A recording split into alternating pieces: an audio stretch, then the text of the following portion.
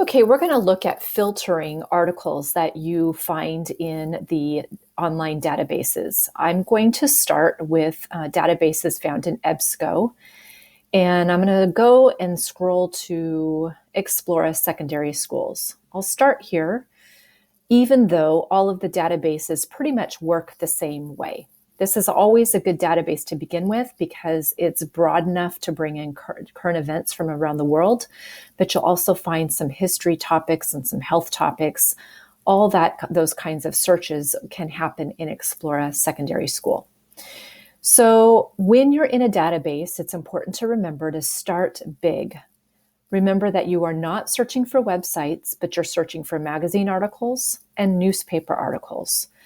And because it's not a website search, the searching behavior is a little different. You want to start big with as many or as little words as possible.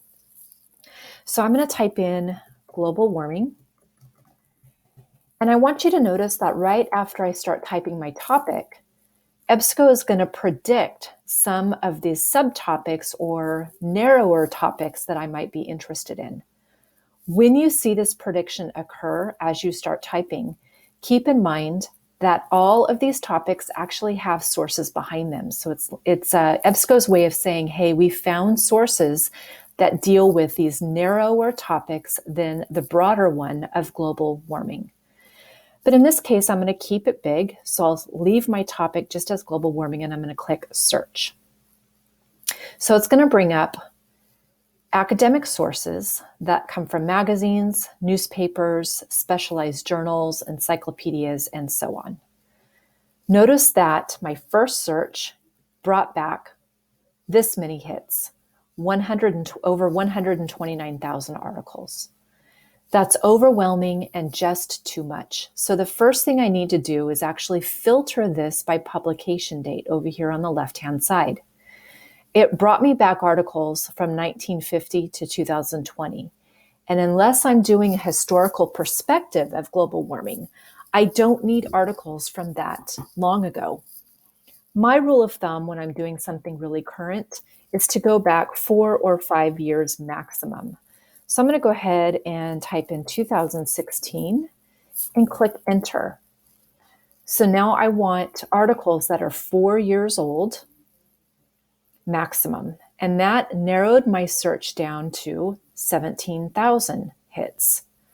That's still very large, and I can do better than that. So I'm going to come down here to source types next.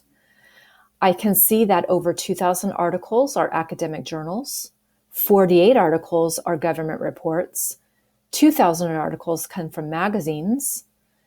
I even have 9,000 articles that came from newspapers and so on.